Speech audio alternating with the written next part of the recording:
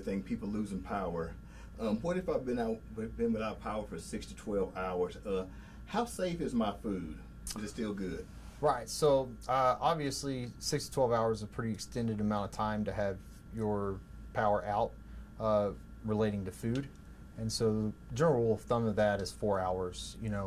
If it's a refrigerating unit and it's been out for more than 4 hours, then the safest measure for that is to throw it away unless you have some alternative method to store that food product. For freezers, you look for about 48 hours, and that food should be able to stay safe and safe for that amount of time. So there's always been that old wives' tale, I like to call it, to where if it thaws out, you can re-thaw it and you can refreeze it and it'll still be good. Would that be a possible way, or is that? That's not the safest method, no. I heard that when I was a kid, but no, sir. If it's thawed out, then, if it's still, cold, we usually say 41 degrees or colder. If it's thawed food that's perishable, you could cook it, straight cook it and eat it, or save it for up to 7 days.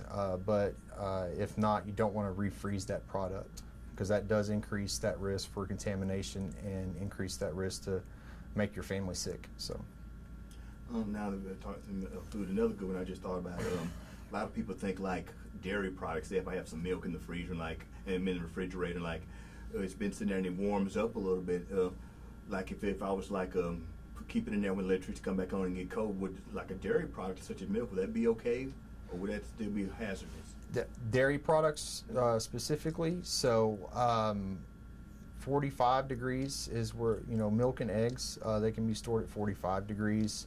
And so if they've been in there for, again, longer than 4 hours, again, safest thing would be to discard that.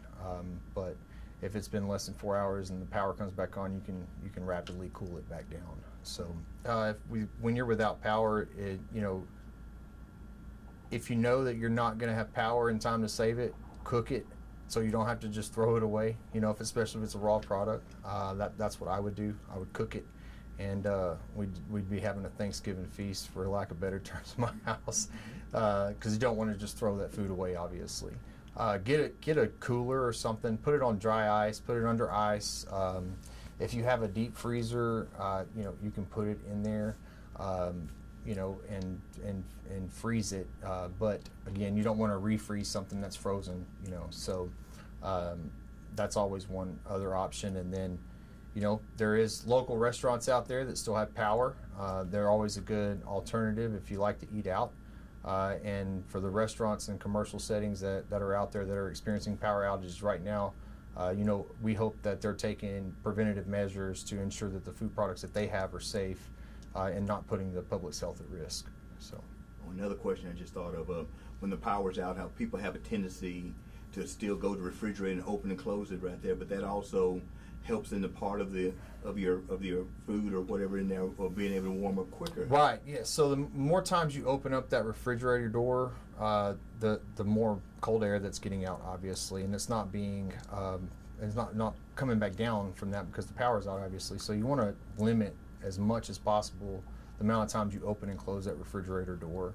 So again, having that, having a plan in place of, hey, we're not going to have power for the next 3 days. So if my house, if we're not going to have power for 3 days, we're gonna have a plan in place to be able to have food products that we know exactly that we're going to cook them at this time.